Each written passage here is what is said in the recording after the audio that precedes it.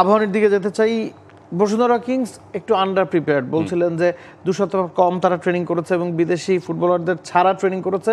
অন্যদিকে আবাহনী 26 দিন ট্রেনিং করেছে, 4 সপ্তাহ ট্রেনিং মারফুল হক করতে চেয়েছিলেন, প্রায় কাছাকাছি পর্যন্ত যেতে পেরেছেন। তবে বিদেশি ফুটবলার একটা সংকট আছে, এটা তাদেরকে কতটা ভোগাবে? কারণ সুলেমান দিয়াবাতে মাত্র 2টা ট্রেনিং সেশনে অংশ নিয়েছেন, 2 দিন আগেই তিনি দলের সাথে যোগ দিয়েছেন এবং আবাহনী শুরু থেকেই বলছিল তারা অন্তত 3 জন বিদেশি ফুটবলারকে সাইন করাতে চায়, সেখানে একমাত্র সাইনিং দিয়াবাতে।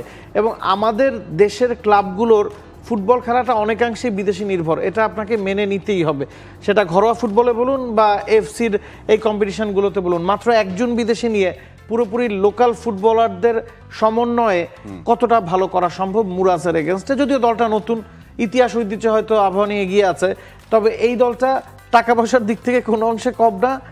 চার্টার ফ্লাইটে এসেছে, বিশাল বড় একটা বহন নিয়ে এসেছে, তবে প্রতিষ্ঠা হয়েছে মাত্র 2 বছর আগে। আর এটা ওইটা না, কাপড় ধোয়ার একটাই সলিউশন, চাকা অল ওয়ান। এই দুটো দল যারা প্রতিপক্ষ, আবাহনী আর মুরাজ ইউনাইটেড, দুটো দল দুই মেরুর।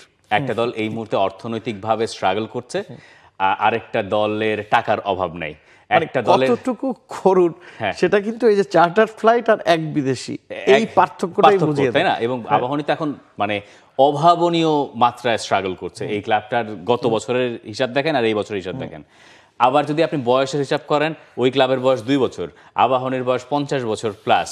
আপনি যদি সাকসেসের কথা চিন্তা করেন, Abahani they have been the champions of South Asia এই এএফসির টুর্নামেন্টে। আবাহনীর বড় ধরনের অবদান আছে বাংলাদেশের ফুটবলে, বড় ধরনের ফুটবল মানে এশিয়াতে মোটামুটি এই রিজিয়নের রিনাউন্ড টিম আবাহনী লিমিটেড। মুরাজকে কেউ চেনেনি না, এইবার হয়তো কোয়ালিফাই করলে চিনবেন।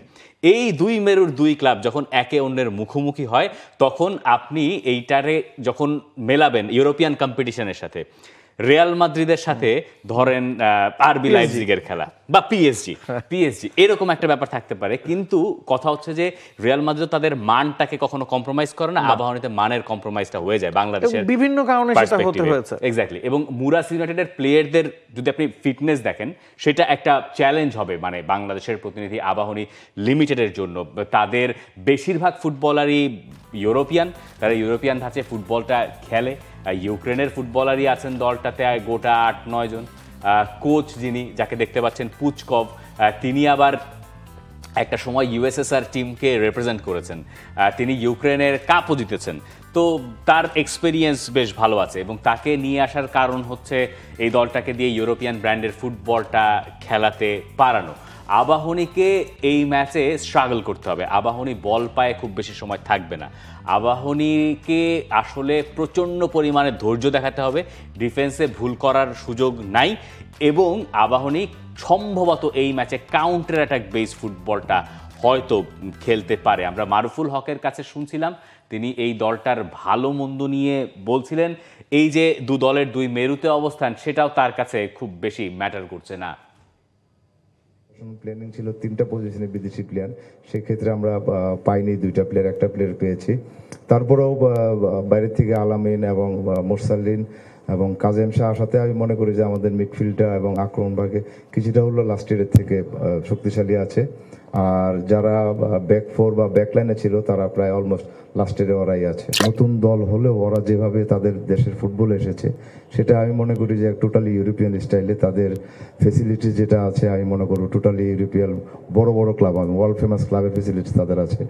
তো যেহেতু আমাদের সঙ্গে খেলছে, নতুন পুরোনো কিছু না, তাদের পুরো তাদের দেশে রিপ্রেজেন্ট করছে এবং তাদের শক্তিমত্তা আমাদের জানা আছে। আরেকটা যেটা বললেন যে তাদের খেলা ইউরোপিয়ান কিছু ধাঁচ রয়েছে, বিশেষ করে তাদের চেঞ্জিংগুলো, সুইচ অফ প্লে এবং উইং প্লেগুলো, এই জিনিসগুলো তাদের আমি মনে করি ডেঞ্জার এবং আমাদের এগুলোই বন্ধ করতে হবে।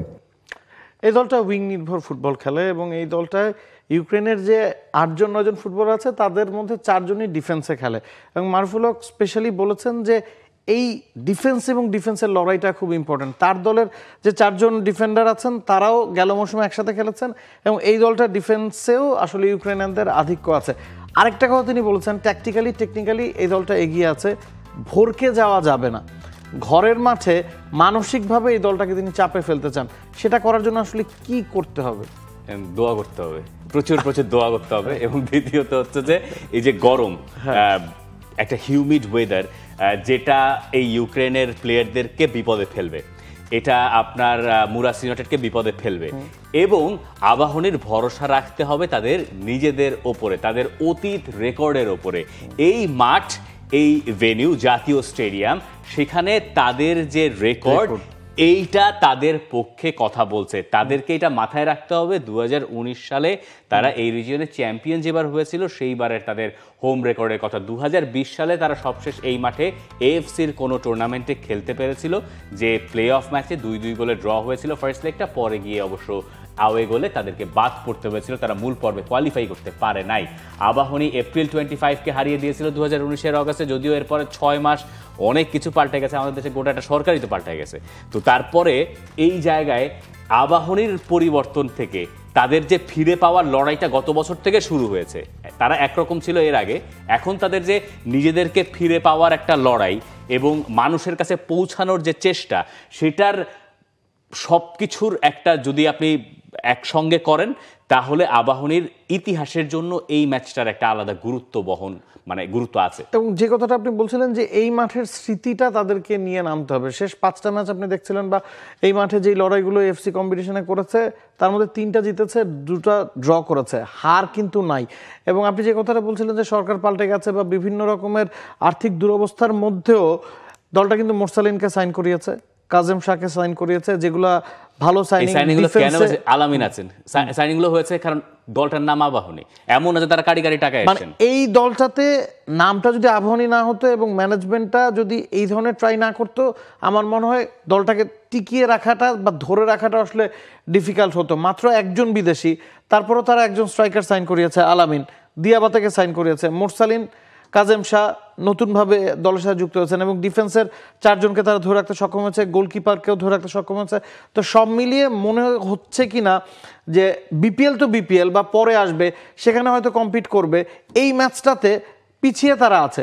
তবে ঘরের মাঠের সুযোগটা কতটুকু কাজে লাগানো যাবে। এবং আরেকটা বিষয় আপনাদের প্রিভিউতে আমি খেয়াল করছিলাম যে বিকাল 5টায় ম্যাচটা নিয়ে আমরা একটু এক্সাইটেড, কিন্তু এই দলটাও তো আবার ভিন্ন উপায়ে একটা অনুশীলন করে এসেছে। দেশে 5টায় কিক অফ টাইম যেটা, সেই টাইমে তারা প্র্যাকটিস করেছে এবং মুরাসের কোচ বলছেন যে তার দলের প্লেয়ারদের এমন অভিজ্ঞতা আছে যেটা দিয়ে তারা সবকিছু ওভারকাম করতে পারে। আবাহনী এফসিতে এই অঞ্চলে চ্যাম্পিয়ন হয়েছে, দেশেও অনেকবার লিগ জিতেছে, আমরা জানি আবাহনী এখানে বড় দল।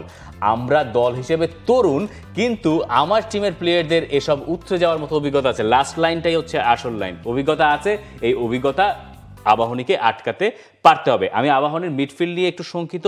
আবাহনী মিডফিল্ডে আউটপ্লেড হওয়ার সম্ভাবনা খুবই বেশি, কিন্তু এরপরও আবাহনী যদি মারুফুল হকের যে কৌশল, তার এক্সিকিউশন প্লেয়াররা মাঠে করতে পারেন, তাহলে আমার বিশ্বাস যে এই জায়গায় আবাহনী একটা টাইট ফাইট জমাতে পারবে। For more updates, subscribe to our YouTube channel and click on the bell icon. Follow us on Facebook and Instagram.